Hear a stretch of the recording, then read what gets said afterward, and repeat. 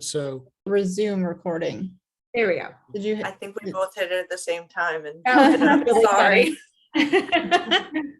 All right, sorry. Go ahead, Chuck. Race on the road. I'm unmuted. I can hear. I can participate. Thank you. Okay, great. Awesome. All righty. So, looks like this will be a pretty quick one. Anyone have any particular thoughts from February 10th?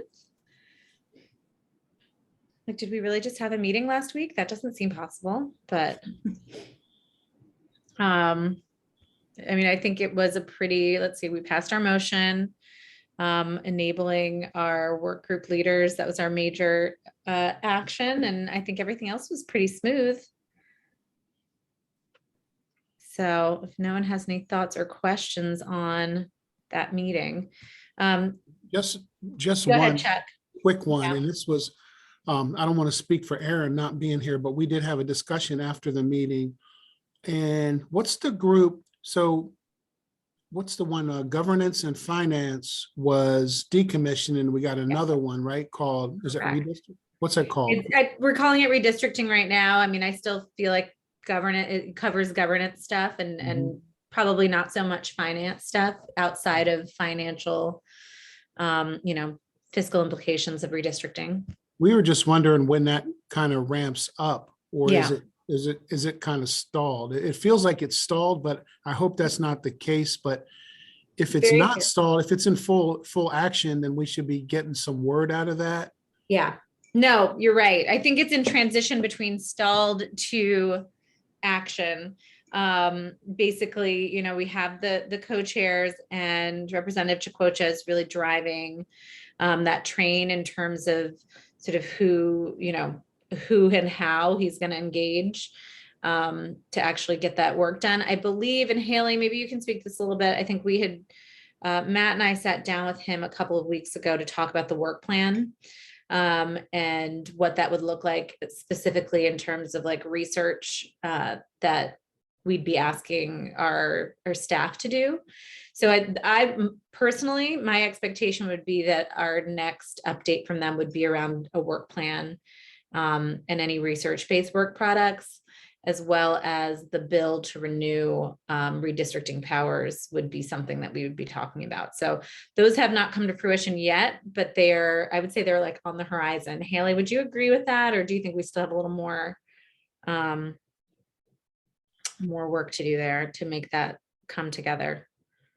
I think that sounds right. I haven't been in contact really with Nnamdi on the support for this.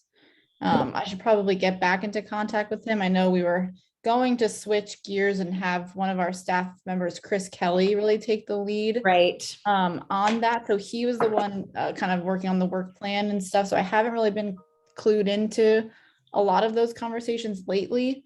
But Chris Kelly will actually be leaving IPA at the end of the month. Oh no. So it's good. We're happy for him. He's going to the Delaware Prosperity Partnership.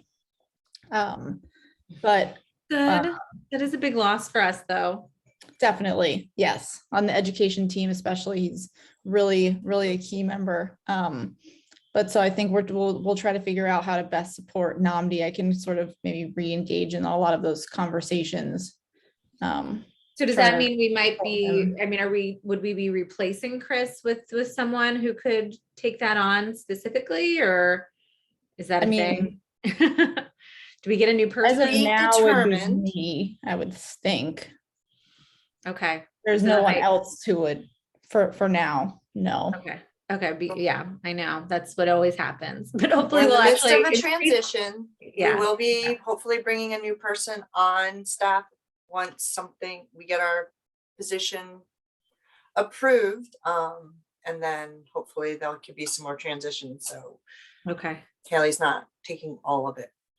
Yeah, that sounds like a bit much. Although it seems, I mean, for the next couple of months, so like looking at April 7th as our next full body meeting, I think, to Chuck's point, to that they observed that, probably would be a good goal for us to be able to present something like a work plan at that meeting, and to let folks know that there's a filed piece of legislation. I think are both really important goals to show that we have unstalled that effort. Yeah, so maybe I'll get, Absolutely. yeah, I think probably that, and then also, we should make, it would be, well, I guess with the timing of just overall, finance efforts, but it would be, I don't know how well that works, but I think it would also probably be pretty good to have education be able to offer a more robust report on what they'd, maybe some progress they've made on their conversations with expenditures around the remaining funds that they have access to. So those would probably be two things, since we really just only touched on those as kind of back burner items. Maybe good for those to become a little more central for the April 7th meeting. Okay. And I connected Shelley Rouser with Mike and Noel. If they need anything moving Oh, forward, I'll still be there, but Shelley has more of a background in all this, so Excellent. That hopefully. sounds great. Yeah. And they have another staff member doing some research that she's going to connect with them as well, just to kind of help support, and we'll share it once it's possible. Won't be till next year probably, with the consortium as well. Another DSU staffer. Mhm. That's great. One of their faculty is doing some research that aligns with the work we're doing. I don't know too much about it. I'm learning as well, but it definitely. Yeah. Good. Well, I think that does that answer your question, Chuck? Just in terms Yep, of sure where we are? does, sure does. Okay, good. I thought that the settlements presentation was great. I know we probably didn't get a lot of feedback in the moment on it, but I think anytime you sort of present something somewhat complex like that, you may not, but I thought it was strong. And actually, thank you. It was amazing. Oh, Aaron's on there. I guess I don't have all my people on my Hollywood squares here. There he is. I know I can't see anyone today and I can't adjust it. I don't know. I'm on a different computer, but anyway, it was amazing. You guys did great. I think it's really impressive. So even if we didn't necessarily, rare sighting of Aaron, we're going to start calling you Arno. That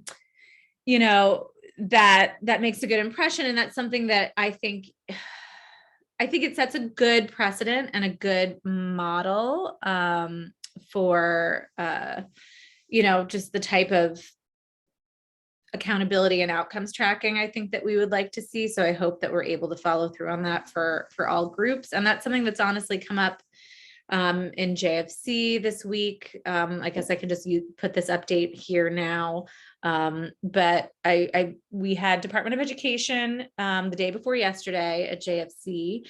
So of course, Reading Consortium came up a lot because it was up there on the screens a lot with big money attached to it. Which is, we already know and is great news. But I also think that we had a really good day for Reading in the sense that, it was being compared in conversation to, other initiatives that are before us in education. And we were just getting a lot of positive feedback for how well defined our recommendations were, back what feels like a million years ago, right?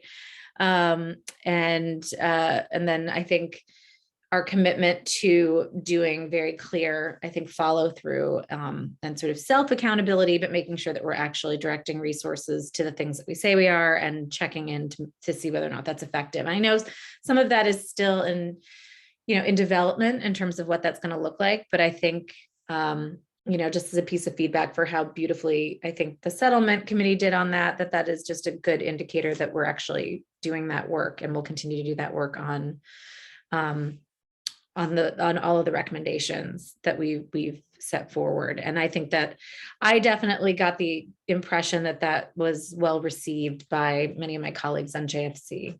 Not only that we came with detail, but that we're following through. So good job, everybody. And maybe that means that we'll even be able to move more money into the operating fund than we currently have, although we have a lot. So but we know we can always use more. So those are my only thoughts, sort of inspired by a combination of February 10th and the JFC meeting. Any other thoughts or questions on that? Makes sense, Tizzy, and Haley and I can talk with Shelley kind of and share with work group members to see any ideas for sharing with JFC and legislature how things are going. Great. Cool. So should we move into work group updates? All right. So it looks like we have social determinants and settlement on the line with new updates. So I will, if Ray can still get on the phone. I don't think we have Jeff today. I can't see. I'm here. Hey, how are you? I'm good. How are you? Pretty good. So we, on February 15th, we had a very highly participatory brainstorming session with Dr. Adrian Peoples and Katie, what's her last name, Haley, from the Data Service Center, Emma. the Executive Director of Emma. the Data Service Center. Mhm. Yeah, and we had a pre-planning meeting, and rather than have them outline what data, this is all preparing for the shaping of the public-facing equity dashboard. Rather than have them talk about what they already collect, we just had a very wide open imagine what are we tracking, what are the outcomes that we're attempting to track, and what information, demographics, geographic, and what metrics are we going to be looking at. And so we went through 4 questions in about an hour and a half. That is really step 1. Adrian and Katie will take that back. They'll come back and say, okay, this is feasible. We need to think a little bit more about some of the other areas. And our homework is to define the city of Wilmington. We know that there is a municipality in terms of geographic boundaries, but when people use the city of Wilmington, sometimes people are using that as code for Black and brown.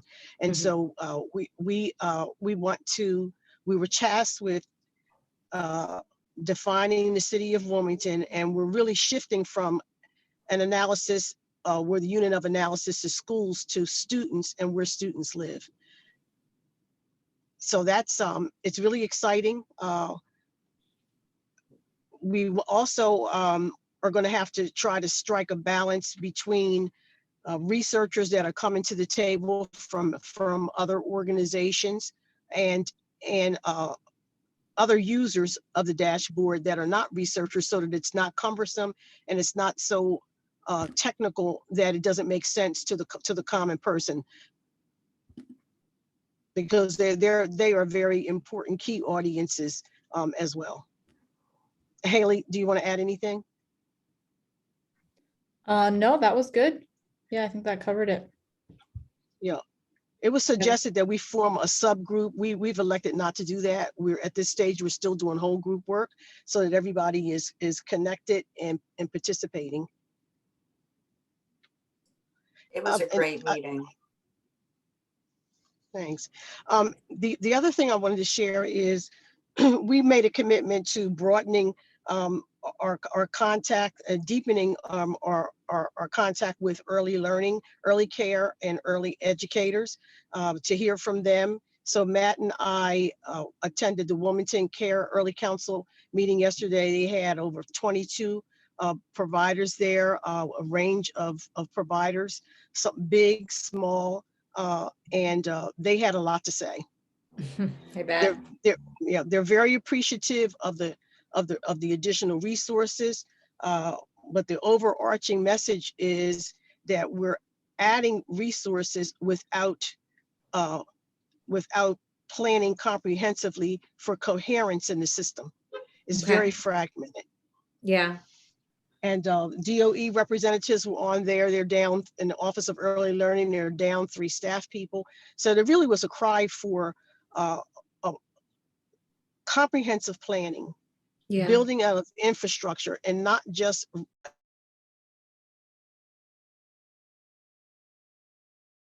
Ray, I think you got muted. Yeah, I think we lost. Oh, there you are. Comprehensive planning. And not continuing to add resources on an already stressed system. And they were kind of, they really don't want to. They're not saying they don't need the resources, but if we want to see the kind of outcomes that we think that we want to see, if the system is stressed and is not, the infrastructure isn't built up, then. So did they give a sense of what they mean by that? Oh, well, okay, right. So we're talking about pre-K, but early learning starts prenatal. They didn't go that far, but it does, right? Just remind you of that. And I hope you're singing to your baby and all that. I am, don't worry. Good. The infant care, toddler care, we're not having a conversation. They feed in the preschool. Family care providers are often not at the table. And then the relationship between community-based providers and school districts, they called that out. Yeah. So those were examples of the need for a more integrated system. Yeah. And a continuum of care, and to be clear about it. They also talked about the differential between what is labeled as Reading funding and ECAP funding. The criteria and eligibility is really the same, and so that was of concern to them. They spoke about not one of the barriers for some folks and not applying is that they didn't want to take the risk of a one-time grant and Right. not have multi-year resources. They don't want to hire and have differential pay because the unit calculation for ECAP and Reading is different. So they raised a lot of issues. We'll circulate a recording. Great. And we promised to come back. And that was Dawn raised the Wilmington Learning Collab, and they're going to have a secondary a follow-up meeting. They've had a presentation, but we didn't get into that. I was trying to not get into that. We just wanted to hear what are the hurdles, what are the barriers, and then that next time we need to hear from them. Okay, so what do we do about it? Yeah, that's great. I'm happy to hear that, actually. I mean, I know there's a lot that obviously means there's a lot of deficits, but I think we do have an opportunity to do something about it, especially because we have committed resources and now committed recurring resources to justify, I think looking more at that integration and some of those structural issues. And, and I think the department has an opportunity with, the fact that they're currently looking for that associate secretary and essentially reinventing in some way that whole area with all the staffing changes. So definitely something for us to keep pressure up on. Yeah. They reiterated multiple times how appreciative that they are for the additional resources. Sure. And I guess I didn't log this in my brain, but they say ECAP has been flat for 26 years. So they're very appreciative, almost apologetic for talking about the barriers, but that's what we asked them to do. Yeah, no, that's what we need. I don't know. I enjoy that part. I think when we've had these pushback moments that have come with the money, I think it actually has given us a real opportunity to learn about the structural issues that I think is our main reason for existing and wanting to fix. So I personally think it's great as long as we actually do something about it. So I think we just have to try to get recommendations that we can follow through on. And like I said, the conversations that I'm hearing in joint finance, I think, folks are excited to see the potential of us actually, being able to quantify the problem, being able to really show clear pictures of what the problems and barriers are, and then showing the effectiveness of what we're trying to do about them on those. Which again is like a limited time thing. If we don't show that we can move the needle on these issues and actually like hone in on those issues, it could be problematic for us down the road in terms of maintaining these funding streams. But so far, I think we're showing at the very least effectiveness in our intentions. And I hope we can just fully follow through on that all the way. So that to me sounds promising. Thank you. Any other questions on social determinants? Great work. And likewise, the dashboard, I think that has generated some interest and will continue to. And I'm personally very excited to see where that goes. So settlement, what do we got, Chuck? I can't tell if Aaron's still lurking or It not. sounds like social. Oh, wait, there he determinants. is. He's Some got this like exciting stuff going beautiful on. That's pretty cool. background. Girl Scout Donuts? cookies. What is going? Oh, they're Girl Scout cookies. Tis the season, ladies and gentlemen. Tis the season. I know, I'm trying not to look at his background. My cookies are supposed to be coming today, so I'm all right. I'm good. So settlement, I'll start out with just a couple things here. We're at the point now, so governor's recommended came out. We got to analyze that. We got to take a look at, we got to keep our eye on this funding assessment. You know, this funding assessment is bigger than just the settlement and bigger than just Reading. It has the potential to either change everything or sit on a shelf with the last however many assessments that have been done. So we got to keep our eye on that thing. Mhm. And you know, the outcome of that might give us the opportunity to fix a lot of broken things with our system. I'm not saying it's so broken that it doesn't make sense and all that, but you know, it's what we keep talking about in the settlement group is, you know, we're fixing things with icing, but the cake, the base of the funding system is why the lawsuit happened in the first place. Mhm. So let's not Yep. lose sight of that. You know, everybody wants to fix it with a little bit of something on the top, but you know, you gotta fix the whole thing. So another comment about settlement. So we you know, we did our evaluation sheet, and one of the discussions we had was about the outcome of the opportunity fund or the impact of it. And again, it's great. It's wonderful icing, but there's some stipulations in there that we had discussed that I was pleasantly surprised to hear come up at the JFC. And that is, in the opportunity fund, there is a non-supplanting clause in there. And at first I wanted to give the opportunity fund a yellow or no, a red or whatever, or orange, because I thought, yeah, that's actually, you wouldn't think so, but it kind of holds us back. Schools and districts that did the right thing earlier get dinged because now that funding came, like I'll give an example. Say XYZ elementary school had a choice of having music, art, phys ed, and library, or get a social worker. And they said, you know what? We're not going to have a librarian. We're going to hire a social worker. Then later on, opportunity fund comes along. Wow, there's money for me to do what I wanted to do years ago. So, you know, normally I would say, so now I can charge that social worker to opportunity fund and I can get my librarian for the kids, but I can't do that because I can't supplant. So I can't hire, you know, that's just one very simple example of how the supplanting language holds us back. So I went back and looked in the settlement just to make sure I wasn't wrong. Lo and behold, I was wrong. The settlement language actually says no supplanting. And so I don't know. And then you've heard me say that, and then Kendall Massett in the JFC hearing, you know, she brought up some of the things about the flexibilities that charter schools have, and she called out specifically that non-supplant language, because I guess in the charter world, there must be a similar impact. So I say that to wonder if we have any kind of role or influence. So the settlement happened, it's signed.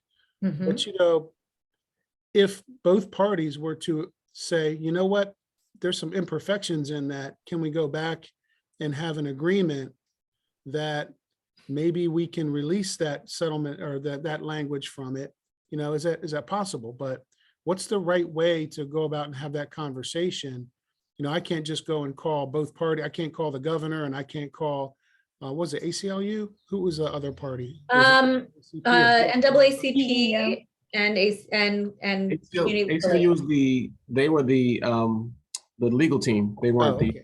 Well, I Right. can't just go and call them up and say, hey, can we all get together? I mean, there's a process. So, and it Mhm. can't just be Chuck thinks this, so let's get together and talk. So I just don't know how to elevate that up to the next level to say, should there be a conversation on this? Is there sufficient interest on both sides of the settlement agreement and the education community to revisit this? So I I'm mean, done with my diatribe. is that something that could come out? I mean, obviously the settlement work group is designed, right, to elevate concerns and recommendations related to making sure the settlement goes above and beyond. So, I mean, is that a conversation that's happened within your work group? we put it onto our progress report. We can elevate that again for the next meeting. The supplanting issue is one that is, it takes away from, if you are a good planner, so Chuck is a great planner. I'm a decent planner. We know these things happen in advance. We get stuck Okay. because we have to then make up a new hire that isn't as impactful. Or if we scrape together funds at Christina School District or any district or any charter, makes me happen for 1 year, there's no other funding for that, and we have to fire that person or fire that group. Sure. But I think the other side of it, I understand why the issue is no supplanting. Mhm. The intent is that schools aren't just taking the funding and then paying for, like a Lear jet to take people out and hang out and do some stuff. Like, I get the intent, but the problem is if you have people that are ethically sound and are good planners, you're hurting them. And the people that are unethical, they're going to be unethical anytime, anywhere, and we'll find a loophole. And we've seen that time and time again. So it's really just hurting students. Interesting. Yeah, I mean, I think if that's something you guys want to elevate explicitly from the working group, I like, as you said, last time we had the progress report, and that sort of gave us an opportunity to engage members of the plaintiffs that we know, to see if they had any concerns or if it raised any red flags for them. And I don't think that it did, but I do think that the progress report or any other sort of potential recommendations just give us an opportunity to initiate that conversation with both sides. It's very easy for us to reach out to both sides and say, hey, just so you know, this is something that we've been looking at within this work group, and would you like to have a further conversation? So I do think that that's I think it's not actually that much of a stretch to think that we could broach that with them. I don't know if they would bite on it in any way. Depends on the strength of the way that you want to make that recommendation. Yeah. The Girl Scout cookie protest. Yes, I was gonna say, I'm not saying, do whatever, but big red block on the progress report or something like that. Like, never mind, this is how we actually feel about this. But I mean, I think we definitely, I think, had everyone engaged in the settlement on the call last week because they knew that we were going to be talking about settlement progress. So I think we definitely have their attention. Yep. And we prefaced it and talked to the governor's office and I forget who else we talked to, just so no one was surprised that this is our feedback. I am actually a member of DEO, and we used to meet, and we used to have emails that at least would cycle back and through, which I haven't seen an email in quite some time now, actually probably since early in the pandemic.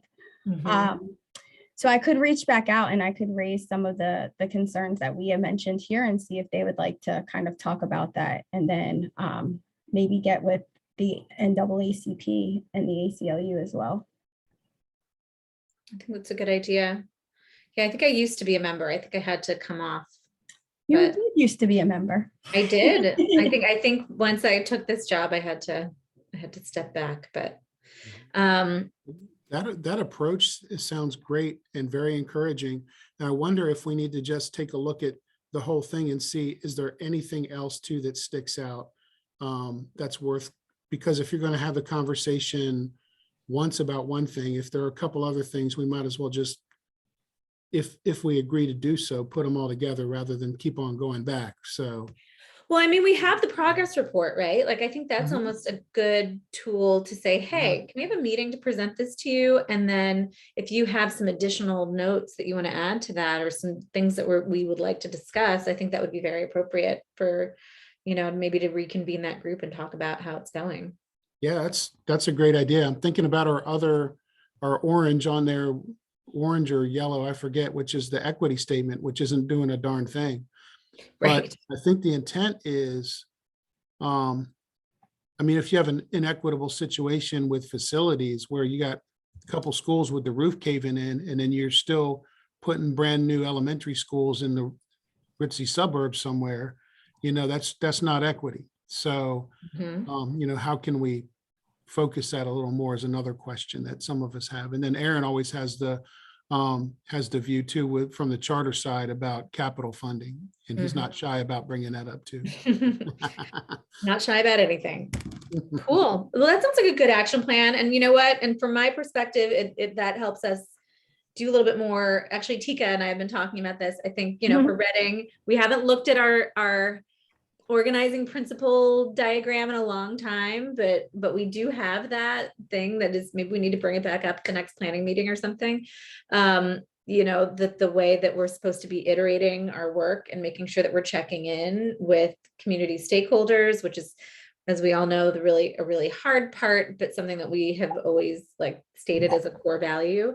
So to me, if we were able to have this kind of interface with DEO, or other groups around this progress report, that's a great way for us to actually be doing the stakeholder, the community, rooted stakeholder engagement that we have said that we're about. So I love that idea of us potentially doing that and actually getting some engagement around important policy issues here.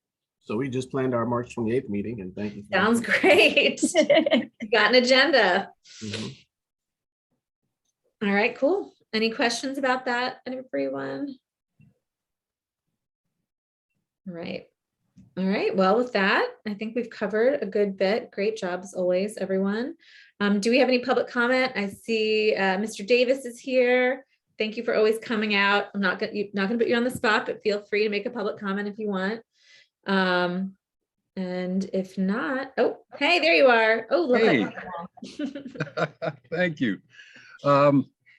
And I apologize for kind of being absent for a while. We've had some conflicts, but I am still looking for someone who would be interested in coming to our NAACP Educational Equity Committee meeting and just sharing, giving an update of what's happening with Reading Commission and make your thoughts on this, the Wilmington Collaborative and so forth. Yeah, well, that's right. I haven't been able to pin down a date yet, so apologies for that for me personally. But I also would encourage any of our other folks to potentially volunteer themselves, because we have some amazing work being done by our work group co-chairs. I don't know, maybe we can find a date where we could do a little bit of a showcase and invite everyone. Everyone you see on this call is doing great work within Reading. So if I came, I would want to bring the team. I don't blame you. Why don't you email us some dates and then we'll see if we can make something work. Actually, we meet the first Monday or first Wednesday of each month. So the next meeting will be March 2nd. March 2nd. Yeah, not to put a guilt trip on you, but No, is that in person or is that virtual? It's virtual. Oh, that's even easier. All right, so Yeah. March 2nd, there is a virtual meeting with it's the Newark NAACP, right? Yes, on my birthday. So, Oh, that's your birthday? Okay, all right, that's it. Gotta come. Now you gotta come. Now I gotta come. Well, so Haley just put can you see the chat? Haley put her email in there. Can you send her the information about that meeting? Will do. And I will see, I have a good feeling about that evening that I can fit it in, but I'm also gonna tell everyone else on this call that I think it would be really fun if we could go and I'll show off a little bit the good work that's being done. It's also World Read Aloud Day. Is it? Perfect. How about that? So Tika is volunteering to read a book on live on air. And 2 Coming days costume and all. He's gonna read the progress report, everybody. Dressed as a cat in a hat or something. Yeah. Yeah, in Your costume. favorite That's bedtime awesome. book. All right, cool. That sounds great. So I think what time? 7, 6? 6. Okay. I will I'm put gonna that on my pencil calendar. that in right now. That's good because we are out of JFC that week. So looks good. I'm going to put a hold on my calendar and would encourage others to do so. So if you just send us the information, we'll get it out to everybody. Will do. I appreciate you all. Thank you. Thank you. All right. And with that, I think we are good to go. Everyone have a good rest of your Friday. Don't blow away in the wind and enjoy the weekend. Thank you. You too. See ya. Bye-bye. Bye. Bye.